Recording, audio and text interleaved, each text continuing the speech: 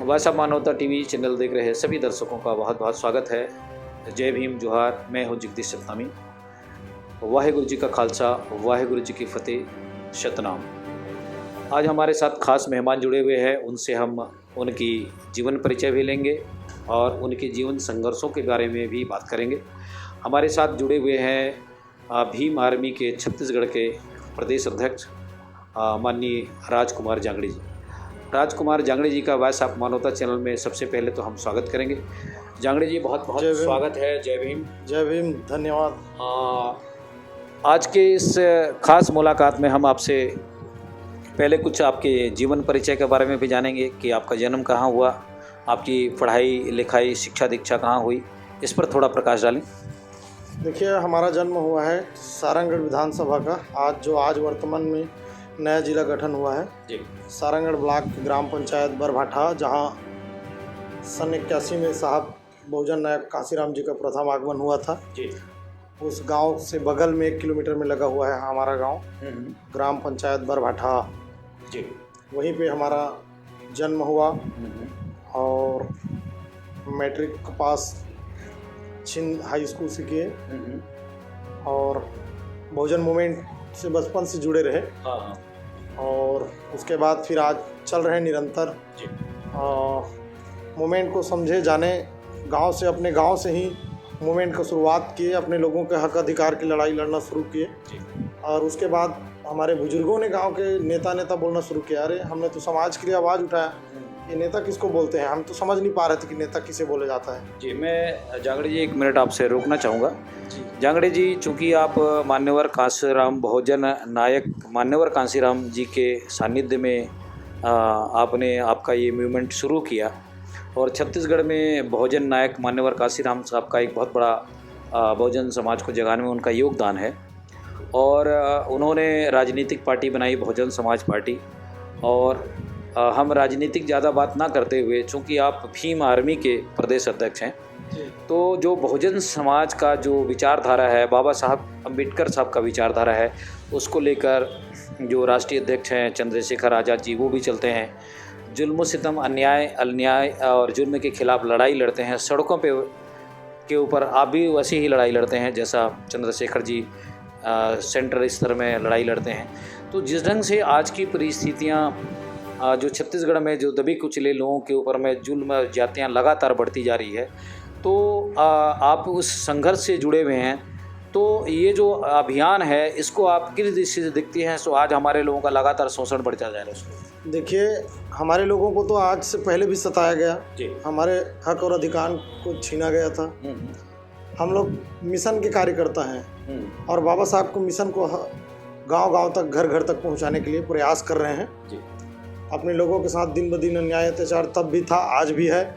उनको न्याय और इंसाफ दिलाने के लिए आज भी भीम आर्मी के माध्यम से वहाँ पहुँच रहे हैं, उनके सुख दुख में शामिल हो रहे हैं। उनको इंसाफ और न्याय दिलाने के लिए शासन प्रशासन के खिलाफ लड़ाई भी लड़ रहे हैं और सफलता भी मिल रही है इंसाफ दिलाने में। और जनहित के कार्य जैसे सड़क हो गया, बिजली पानी की समस्या पर भी आंदोलन करते हैं, वहाँ भी सफलता मिल रही है जी। मुख्य रूप से जो बहुजनों के ऊपर में या दबे कुचले पिछड़े लोगों के ऊपर में जो अन्याय अत्याचार जो होती है, उसकी लड़ाई तो आप लोग लड़ ही रहे हैं। और छत्तीसगढ़ में अभी तक कितने ज़िलों में, कितने ब्लॉक में संगठन का जो रूपरेखा है वो कितनी विस्तार हुई है, इस पर आप थोड़ा हमारे देखने सुनने वाले को बताएंगे। पूरे छत्तीसगढ़ में 15 से 20 जिलों में हमने गठन कर दिया था, लेकिन कुछ कारणवश बहुत से लोगों का मनोबल घटा, कुछ कारणवश। और बहुत से लोग हैं जिस बात को मैं बताना नहीं चाहूँगा, समझ रहे हैं आप। और आज वर्तमान स्थिति में 10 जिला में पूरे मजबूती के साथ भीम आर्मी कार्य कर रही है जी।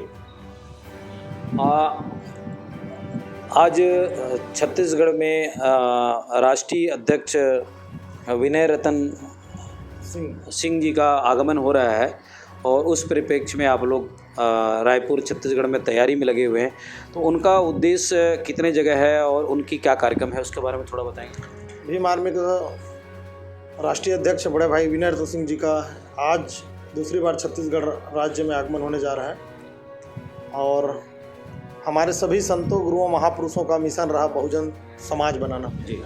तो बहुजन परिवर्तन सभा को संबोधित करने के लिए और बहुजन परिवर्तन सभा के माध्यम से पूरे प्रदेश से SC ST OBC हमारे धार्मिक अल्पसंख्यक समुदाय के लोगों को संगठित करने का भी मार्मिक तरफ से प्रयास किया जा रहा है, जिसमें मुख्य अतिथि के रूप में बड़े भाई विनय रतन सिंह जी एक दिवसीय दौरे पर आ रहे हैं। राजकुमार जांगड़े जी, आप एक युवा हैं और छत्तीसगढ़ में बहुत सारे, चाहे वो SC ST के युवा हों चाहे OBC के युवा हैं, छत्तीसगढ़ में एक बहुत बड़ी बेरोजगारी और जो युवा लोगों की जो स्थिति है वो बहुत बुरे हालात में है। इस पर आपका क्या सोचना है? कैसे वो अपनी रोटी रोजी राजनीतिक सामाजिक दिशा में आगे बढ़ सकते हैं और समाज को नई दिशा दे सकते हैं? देखिए, हम तो लगातार जी आज जो अध्ययनरत हैं और जो अध्ययन करके घर बैठे हैं उन लोगों से भी मिल करके चर्चा कर रहे हैं और सिखा रहे हैं, महापुरुषों के बारे में बतला रहे हैं। आज स्टडी कर रहे हैं कॉलेज में, यूनिवर्सिटी में। बहुत से ऐसे युवा साथी हैं, छात्र हैं जिनको अपना इतिहास मालूम नहीं है और जिनको अपना खुद का इतिहास मालूम नहीं है, वो अपना सही दिशा कैसे तय करेगा। इसलिए युवाओं को संगठित करके हम बहुजन मूवमेंट की तरफ मोड़ रहे हैं और बहुजन मूवमेंट और हमारे इतिहास को उनको बता रहे हैं जी।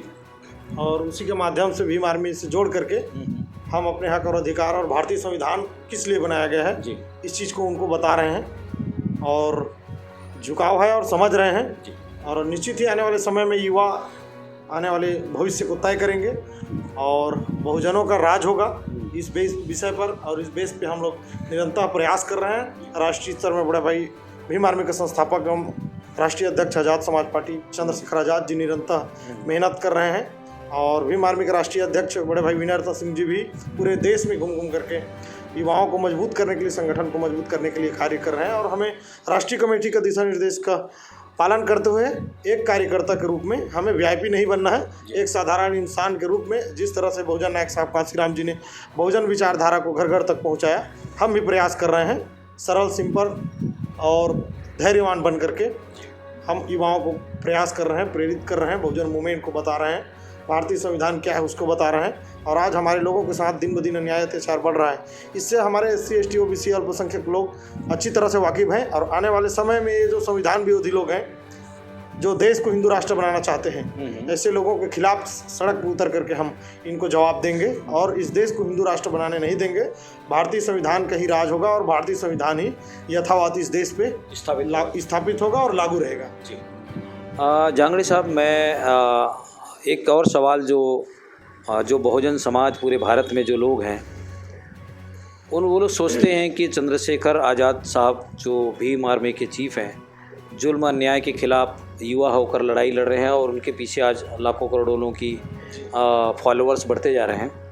लेकिन इतनी जल्दी चंद्रशेखर समाज को बहुजन समाज जोड़ने के बाद ही राजनीतिक दल बनाना चाहिए क्या? इस पर आपका क्या सोचना है? देखिए, आज देश का तो स्थिति अंतिम चरण पर है जी। आज बहुजनों के साथ अन्याय अत्याचार हो रहा है तो उनको न्याय इंसाफ दिलाने के लिए कौन रोड पे आकर के उनके घर पे जाकर के उनको सपोर्ट कर रहा है? जी। न्यायिक लड़ाई भी तो लड़नी चाहिए ना। और हम सड़क की लड़ाई लड़ रहे हैं निरंतर। भाई साहब चंद्रशेखर आज़ाद जी भी अपने लोगों के साथ कहीं पर कुछ भी हो रहा है तो वो बाकायदा पहुंच रहे हैं वहाँ और उनको यहाँ के तानाशाही शासन प्रशासन में बैठे लोग बार बार जेल में डाला जा रहा है। तो यहाँ तो और जो बहुत से दलित नेता हैं लेकिन उनको हालचाल पूछने के लिए उनके पास समय नहीं है। और आप जब तक विधानसभा और पार्लियामेंट में नहीं जाओगे तो आप अपने कौम के लिए किसी भी प्रकार का कोई मदद नहीं कर सकते, उनका हक और अधिकार को नहीं दिला सकते। जी बहुत शुक्रिया राजकुमार जांगड़े जी। मैं आप एक और सवाल आपसे आखिरी सवाल के रूप में आपसे करना चाहूँगा कि जिस ढंग से लीडरशिप भारत के अंदर में नेतृत्व क्षमता जो देखनी चाहिए, जो बहुजनों का जो विश्वास होना चाहिए, उस पर हम अगर समय समय पर अभी तक के परिदृश्य को नज़र डालते हैं तो जिस ढंग से कांसीराम साहब ने मायावती को अपना उत्तराधिकार नियुक्त किया और बहुजनों का बहुजन नेता बनाया, लेकिन आप जिस ढंग से आप देखते हैं कि बहुजन से सर्वजन बना दिया, सोशल इंजीनियरिंग हो गई, तो कहीं ना कहीं जो बहुजन समाज के जो युवा वर्ग है, जिनकी सोच है वो भी कहीं कहीं भटकती हुई नज़र आती है। तो इस संदर्भ में आपका क्या कहना है कि भाई जो देश में एक सही दिशा देने वाला जो लीडर की जो बात आती है तो कहीं ना कहीं तमाम जो दलित नेता हैं जैसे उदित राज जी हैं, और भी बहुत सारे देश के अंदर में ऐसे इधर दक्षिण भारत में महाराष्ट्र में अठावले हैं, ऐसे बहुत सारे दलित नेता अपने आप को मानते हैं। लेकिन बहुजन को जिस दिशा में लेके जाना चाहिए था इन नेताओं को, तो आखिर में संगठन बना लेना ही बहुत नहीं है, लेकिन समाज को सही राह में लेके जाना, इस पर आपका क्या कहना है? देखिए, मैंने पहले भी बताया जी, तथागत गौतम बुद्ध से लेकर बाबा साहब ने जो किया, अपना सारा चीज़ खो करके, और उनको स्टडी करने के बाद बहुजन नायक साहब कांसीराम जी अपने नौकरी को लात मारे, फिर घर बार को छोड़े, उसके बाद बहुजनों को हक और अधिकार दिलाने के लिए घर बार छोड़ करके बहुजनों को जगाया, और जगाने के बाद उन्होंने लगातार 4 बार सत्ता तक भी पहुंचाया, देश का सबसे बड़े राज्य उत्तर प्रदेश में। और उन्होंने बहुजन समाज, बहुजन हिताय, बहुजन सुखाय की बेस पर कार्य किया, और किस राज्य में किस जगह पर कौन से लीडर किस तरह से कार्य करता है ये हम नहीं जानते। हम छत्तीसगढ़ प्रदेश में बहुजन हिताय, बहुजन सुखाय के बेस पर भीम आर्मी कार्य करेगी, और निरंतर अपने लोगों को बहुजन मूवमेंट की तरफ जोड़ करके रखेगी, और यहाँ बिकाऊ नहीं टिकाऊ कार्यकर्ता बनाने का प्रयास करेंगे। और हम नेता नहीं हैं, बहुजन समाज का बेटा है, और बहुजन मिशन को आगे बढ़ाने के लिए निरंतर कार्यरत रहेंगे। जी, मैं आखिरी सवाल आपसे करना चाहूँगा, चूँकि विनय रतन राज सिंह जी जो भीम आर्मी के प्रदेश अध्यक्ष हैं, राष्ट्रीय अध्यक्ष हैं, उनका 1 दिवसीय छत्तीसगढ़ दौरा है, तो उनका छत्तीसगढ़ में कितने जगह कार्यक्रम है, और इस कार्यक्रम के माध्यम से लोगों को, जो देखने वाले सुनने वाले जो लोग हैं, उनको क्या संदेश देंगे, और उनका आने का जो मकसद है वो मुख्य रूप से संगठन को आगे बढ़ाना है, इस पर आपका क्या कहना है? देखिए, अभी छत्तीसगढ़ में वर्तमान में फसल कटाई का कार्य चल रही है जी, और छत्तीसगढ़ को धान के कटोरा के नाम से जाना जाता है। इसलिए भीम आर्मी के राष्ट्रीय अध्यक्ष बड़े भाई विनय रतन सिंह जी का एक ही जगह कार्यक्रम है, वो बाबा गुरु घासीदास जी का ज्ञान स्थल सारंगढ़ कृषि उपज मंडी में बहुजन परिवर्तन सभा को संबोधित करेंगे, कार्यकर्ताओं के साथ बैठक लेंगे, उनके बाद उनका वापसी है। जी, तो बहुत ये थे राजकुमार जांगड़े जी, जो भीम आर्मी के प्रदेश अध्यक्ष हैं। उन्होंने आज हमारे चैनल के माध्यम से अपने विचार रखे। आने वाले समय में फिर हम उनके साथ रूबरू होंगे।